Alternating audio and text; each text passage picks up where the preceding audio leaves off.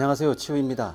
710 부동산 대책으로 시장이 관망 상태에 들어간 것 같은데, 이런 상황에서 부동산 전략에 관한 이야기를 한다는 것이 누군가에게는 맞지 않는다라는 생각을 하게 됩니다. 그렇지만 어느 쪽으로든 시장은 움직일 것이고, 시장이 움직이는 쪽으로 투자 방향이 결정되는 것이기 때문에 그런 부분은 투자자가 어떤 식으로 전략을 짜느냐에 따라서 달라질 수 있다고 봅니다. 오늘은 그 전략에 관한, 또 투자 방법에 관한 이야기를 한번 해보도록 하겠습니다. 부동산 투자 전략을 짤 때 어찌됐건 아파트를 빼놓을 수는 없죠. 아파트는 황금성이 가장 뛰어난 부동산 종목 중에 하나이기 때문에 아파트를 빼놓고는 이야기하기가 굉장히 힘듭니다. 그런데 지금과 같은 상황에서 아파트만을 고집할 수는 없죠. 왜냐하면 아파트가 아무리 황금성 자산이라고 하더라도 아파트로 인한 규제와 세금은 여러 가지 면에 있어서 부담스러운 것은 사실이니까요. 따라서 아파트 같은 경우에는 철저하게 실익적인 계산을 하고 난 다음에 들어가야 되는 거죠. 내가 지금 굳이 아파트가 3개, 4개 있으면서도 또다시 아파트를 보는 것은 좀 힘들다라는 생각이 들고요. 그렇게 해서 아파트를 보게 되면 아파트로 인해서 수익이 날 확률보다 손해가 날 확률이 굉장히 높기 때문에 지금과 같은 상황에서는 아파트는 정말 신중에 신중을 기해야 한다고 저는 그렇게 보고 있어요. 또 아파트에서 가장 크게 고려해야 되는 것이 세금 문제죠. 취등록세 문제가 있을 수도 있고요. 또 보유 기간에 따른 양도세 문제도 적절하게 따져봐야 되는 거죠. 지금과 같은 시점에 세금을 많이 내려고 하는 사람들은 거의 없어요. 그렇기 때문에 세금에 관한 부분은 어찌됐건 냉철하게 따지셔서 실익이 없다라고 판단되면 과감하게 접는 그런 측면도 논의가 되어야 된다고 봅니다. 투자자별로 가격이 오르지 않은 곳, 또 규제 지역, 비규제 지역, 어떤 지역별로 나누는 그런 투자자도 있을 수 있는데요. 지금과 같은 경우에는 아파트 투자만을 고집하기에는 여러 가지로 부담스러운 시선이 굉장히 많아요. 이런 상황에서는 아파트보다 좀 더 다른 종목에 더 관심을 갖는 것이 더 낫지 않나 싶은 생각이 들어요. 그래서 오피스텔이나 다가구나 빌라 이런 쪽에 관심을 두는 것도 저는 괜찮은 전략이라고 보고 있습니다. 두 번째는 큰 의미에서 빌라인데요. 지금까지 빌라는 아파트의 대체제 성격을 많이 가졌는데 사실상 710 대책 이후의 빌라는 아파트의 입지를 어느 정도 받을 수 있냐 없냐에 따라서 빌라의 운명이 바뀔 수 있다라고 저는 보고 있어요.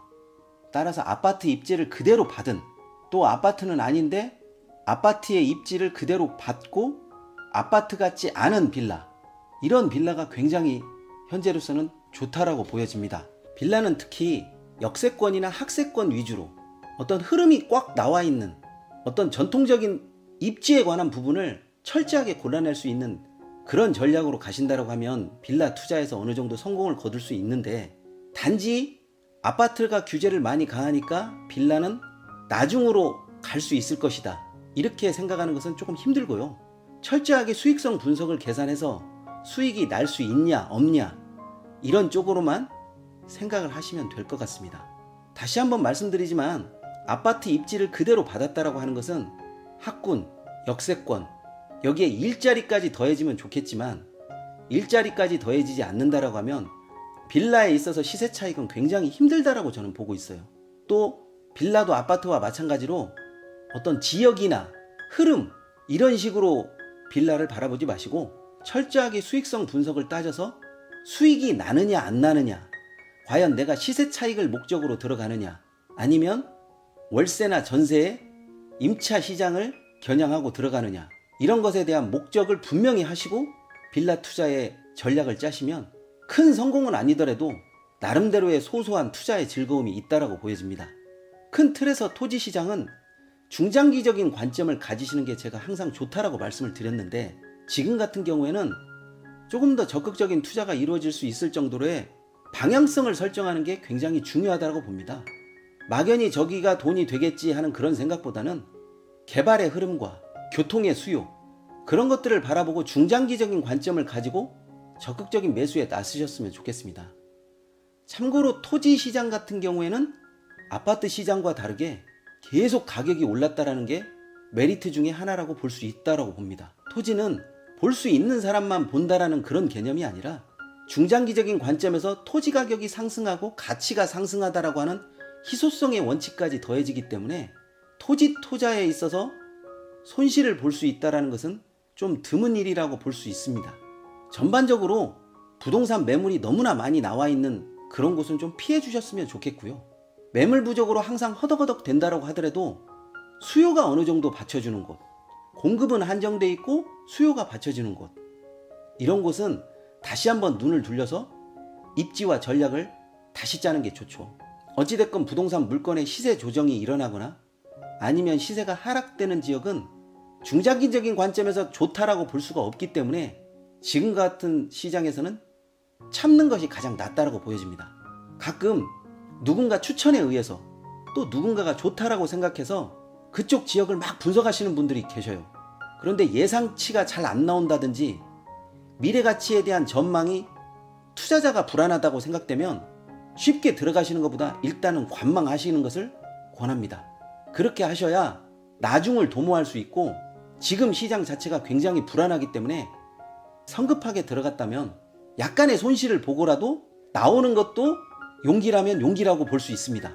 또한 지금 같은 투자 시장에 있어서 보수적인 관점은 마냥 미래 가치를 낙관할 수가 없기 때문에 될 수 있으면 진보적인 가치보다는 보수적인 관점으로 한 번 더 참고 매입 금액을 더 낮춰 잡고 이런 전략으로 가시는 게 훨씬 더 낫지 않나 하는 생각이 듭니다. 부동산 전체를 막을 수가 없고 전체를 규제할 수가 없기 때문에 어느 쪽으로든 시장의 흐름을 가둬놓을 수는 없어요. 또 시장의 흐름이 어느 쪽으로든 흐르게 돼 있는 것은 당연한 이치고요. 내가 어렵다라고 생각하면 모든 투자자가 다 어렵기 때문에 전반적으로 다 힘들어집니다. 그렇지만 나는 어떤 식으로든 솟아날 구멍을 만든다라고 계산하시면 지금의 시장 자체를 면밀하게 분석하고 자신이 잘 모르는 분야도 다시 한번 생각해보는 그런 시기가 되었으면 좋겠습니다. 또 그런 전략으로 부동산 투자 방법을 점검하시면 어느 쪽으로든 수익은 반드시 날 수 있다라고 봅니다. 따라서 너무나 규제에만 치우치지 않으셨으면 합니다. 좋아요와 구독하기는 꼭 좀 눌러주시고요. 궁금한 사항이 있으시면 언제든지 댓글 달아주십시오. 성심성의껏 답변해 놓도록 하겠습니다. 상황이 급변하고 있기 때문에 뚜렷한 투자 방법이 없다라고 하면 지금 같은 시기에는 한 템포 쉬어가는 것도 전략이라면 전략이라고 볼 수 있습니다.